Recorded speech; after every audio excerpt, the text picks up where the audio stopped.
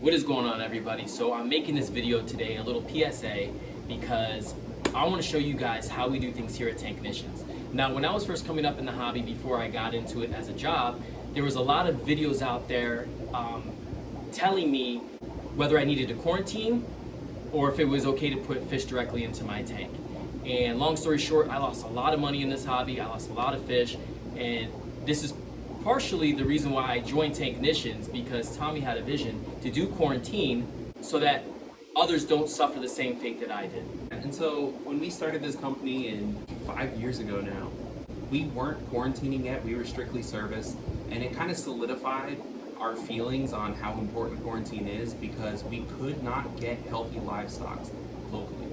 And we kept running into issues with our service aquarium accounts where they had, pests in their tank or fish disease in their tank, despite the fact that we only picked the healthiest fish, and I would even do, 2 week in copper at my house sometimes for some of our customers. It just wasn't enough.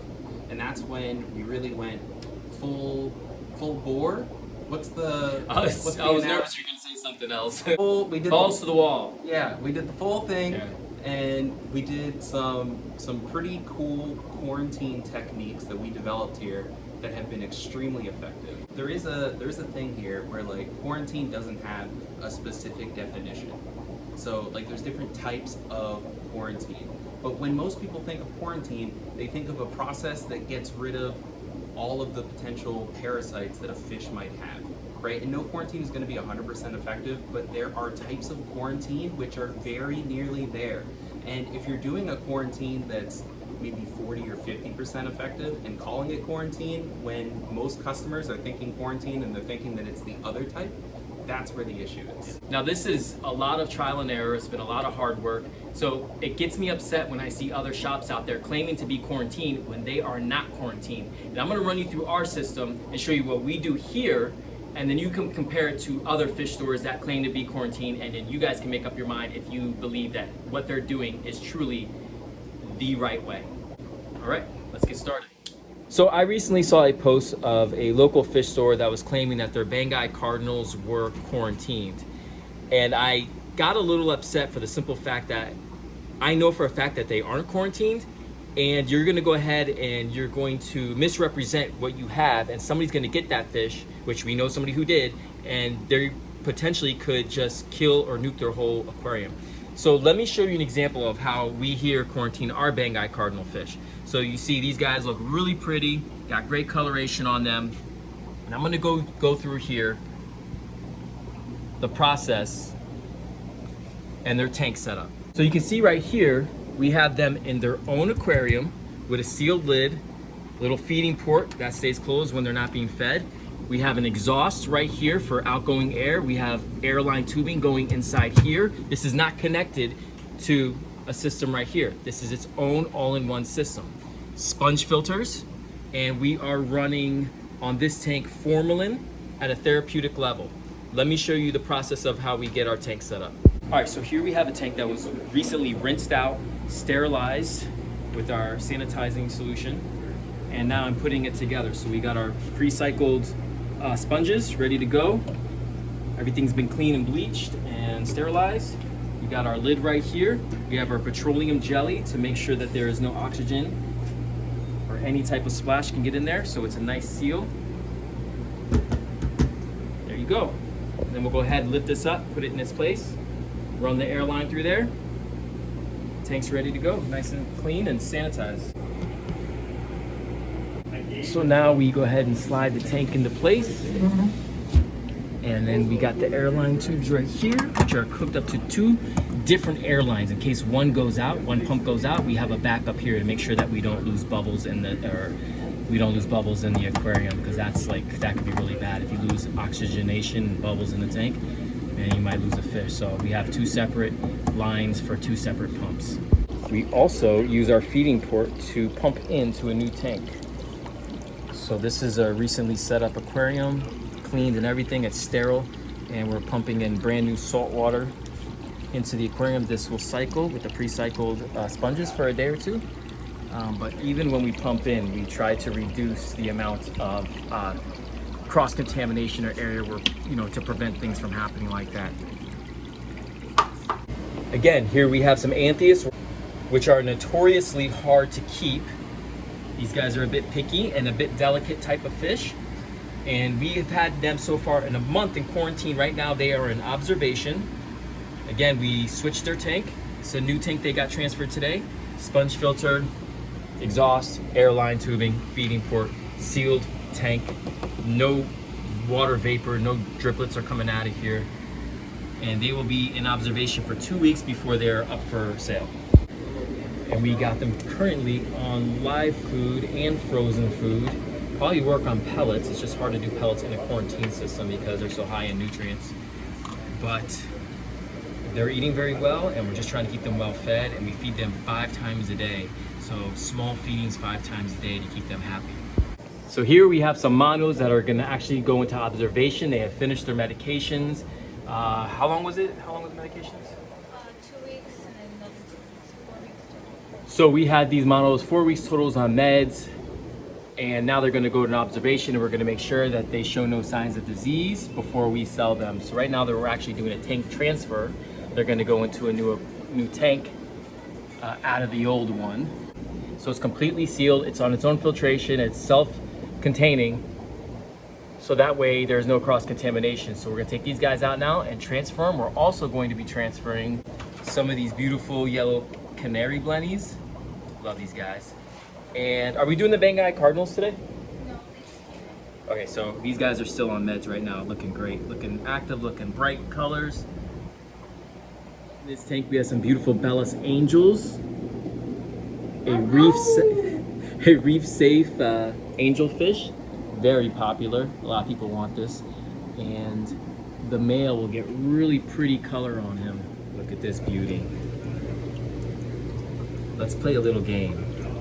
Name that fish! What kind of fish is this? Does anybody in the comments know what kind of fish this is? If you know, put it down in the comments. And I will give you 2 shrimp emojis if you get it right. 2 shrimp emojis, that's what it's worth. We'll also be transferring this Klein butterfly fish. And this Midas Blenny with these other Blennies in the back there. This other batch of the Midas Blenny and Smith Blennies will be transferred tomorrow. So they got one more day here in meds. They're on copper right now. And then they will be tank transferred tomorrow. But they are also looking good. This Midas Blenny actually came in with a red open sore on the side of him. And throughout the process of him being in quarantine here, it's healed up. I'm really happy to see that. It's been a month, but he's healed up nicely because I really was worried. I was hoping it wasn't urinema or something like that, but I'm very happy to see him doing much better. It's completely healed now. Now remember, we just transferred these monos today, and they are already looking voracious and ready to eat. So open up my little feeding port there, got my little sanitized syringe, and boom, these guys are going at it. Now they have already been with us for like 4 or 5 weeks, and they are doing amazing. Look at them, great eaters. Over here we have an Oreni tilefish. This guy, we call him Quasimodo because he's got like that hunchback. Really beautiful fish. A bit pricey though. I mean, I think they go for over $1,000 for this fish, which is insane to buy a tank for that. But it's really pretty. The camera doesn't do it justice, but it's a really pretty fish, and you can tell by his personality. I'm literally shoving the camera right in his face, and it's not shying away. It's inquisitive. It's all trying to get in the shot. Yeah, we have these in 2 customers' tanks, and they're doing great. And they act just like this when they're in the tank. They are currently in observation. There's a total of 3 of them, and they're in observation right now. So they got 2 weeks before we can find them a home. Back here in this room, we have some sponges cycling. So this way we pre-cycle our sponges so that they're ready for when they go in the aquarium, so that it lessens the chance of dealing with ammonia and nitrite issues. So we constantly keep, we sanitize the sponges, we rinse them really, really good, and we pop them back here in salt water and just throw our secret sauce back here, our bacteria and stuff like that to help with the ammonia cycle. This way, it's one less thing we have to worry about if we pre-cycle sponges. And it's in a totally its own separate room. This is its own room over here. This is our sanitation room. And so it's not exposed to any tanks or anything like that. Then we have sanitized, the sponge plastic bits. We have filter floss. We have the tops that are sterilized. We have the exhausts that are sterilized. We have the PVC pipes that are sterilized. Everything's sealed. And like I said, this is in its own shut room in here. More PVC. We have all the nets that we use. Each tank has its own individual net. Right now, there's only one in here because we did a bunch of tank transfers. So there's a big tub right now of sanitized fish nets that are being processed right now. It brings me great joy as we look at the Bellis Angels, the Banggai Cardinals, the Antheus, the Monos who are ready to eat again after I just fed them. It gives me a lot of joy. This beautiful blue jaw trigger. A fish like this is caught out of the ocean, and if your main priority is to just flip just to make a quick buck and not really take care of the fish, it just frustrates me a lot. And you're taking money from people that work really hard for their money, but also these are living creatures, man. And I just personally don't think it's right to not give them every opportunity. If you're going to take them out of the wild and take them out of the ocean, why wouldn't you care for them? Why wouldn't you give them the best shot at survival? At your shop, why wouldn't you give a customer a good experience so they can appreciate the hobby? Why wouldn't you want to educate the customer so that they take pride in what they're doing and care about the animal just like they would any other pet? You wouldn't sell a dog or a cat without its shots. And maybe because I work around fish a lot, it's what I do. Maybe I have a soft spot for them. But for me personally, it just frustrates me when people don't give these animals the same, respect that they give dogs, cats, or, even reptiles, and make sure that they're healthy and taken care of. And if you're thinking about adding a fish to your aquarium that isn't quarantined or isn't properly maintained, the only thing I say is if you have any other animal, if you had a dog, would you just grab a dog off the street that didn't have any shots and just put him around your dog? Would you buy a dog that didn't have its parvo shot? Would you buy a dog that didn't have its rabies shot and then put it with your dog? So anyone who says, no, if your tank is healthy, the fish will be fine, that's nonsense. That's absolute nonsense. If a dog has rabies, it doesn't matter what environment you put him in, he's going to get sick. If a dog doesn't have a parvo shot, it doesn't matter what type of environment you provide for him. If he comes in contact with the virus, he's gonna get it if he doesn't have a vaccine to protect himself from it. So why wouldn't you do the same with fish? Why wouldn't you give them every opportunity to survive in someone's tank? That sore right there, this is why we do observation. You can see the sore on that left side of this climb butterfly.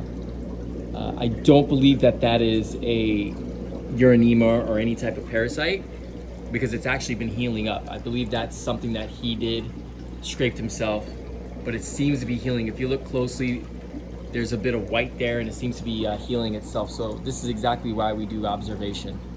This is the whole reason why we keep an eye on these fish, and not just through the medications, but really observe them every day. Look, I understand quarantine can be costly. I understand it can be expensive. You might pay a little bit more to get a quarantine fish from somewhere. You might pay a little bit extra to set up a quarantine yourself. But if you have a tank full of fish and you save the $10 on a fish that's not quarantined, or the $20 or $30 you saved on the fish, that one fish that wasn't quarantined goes into your system and can nuke the whole thing. So instead of, you saved $30, congratulations, but you just killed all your fish. It just doesn't seem to make sense to me. Now listen, we are a service company, and that's the majority of where our business comes from. So it's also in our best interest to serve the customer healthy fish and healthy corals. So it is also a bit extra motivation for us to do the quarantine. But I think too often in this hobby, there's people that want to just the quick and easy path, and this hobby is not for quick and easy. This is a patience hobby. Anyone who has been successful at this hobby long term has been patient. That's what makes this hobby so fun, is it's not easy. It's challenging, and that's what's so attractive about it.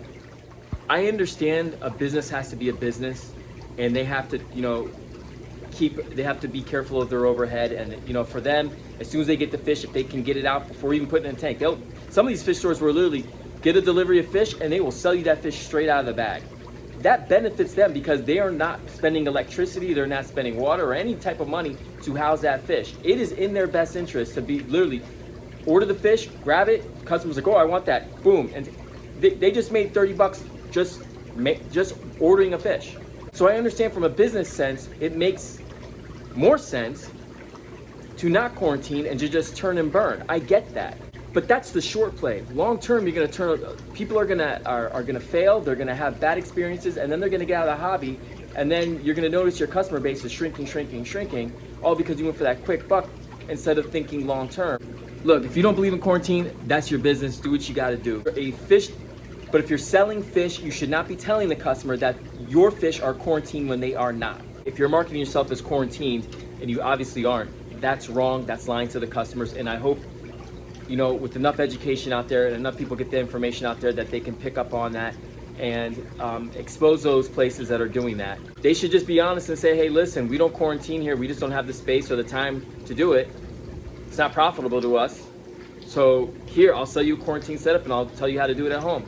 That's totally chill, that's completely fine. But just be honest with your customers. I'm sorry, I went off on a bit of a tangent today. There's a lot going on, and it just really bothers me because we work really hard here and we put a long hours in to try to do this thing right, and it just bothers me. So forgive me. I just wanted to get the information out there because I wish somebody would have given me this information back when I first started, because I lost a lot of money in this hobby because I trusted the wrong people, and people were more concerned with making money than they were with, you know, I was just another number to them. So I don't want that to happen to you guys out there. So thank you so much for listening to my crazy tangent. I will see you on the next one.